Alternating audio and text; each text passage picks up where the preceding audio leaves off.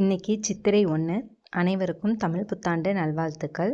காலையில் சீக்கிரமாக எழுந்து நிலவாசலெல்லாம் நல்லா சுத்தம் செஞ்சு மஞ்சள் போட்டு தேய்ச்சி மஞ்சள் குங்குமம் வச்சு டெக்கரேட் பண்ணியாச்சு. நிலவாசலில் எப்போவுமே வெள்ளிக்கிழமை மட்டும் எலுமிச்சம்பழம் வைப்பேன். இன்றைக்கி சித்திரை 1ங்கிறதுனால இன்றைக்கும் எலுமிச்சம்பழம் வச்சாச்சு.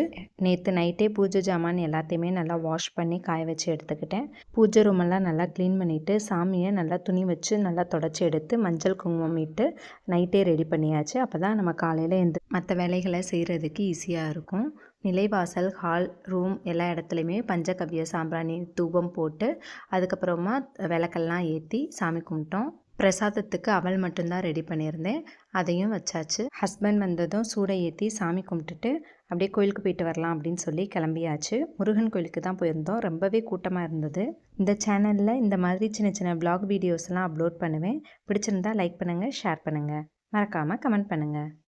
உங்கள் வீட்டில் தமிழ் புத்தாண்டு எப்படி செலிப்ரேட் பண்ணீங்கன்னு கமெண்ட் பண்ணுங்கள்.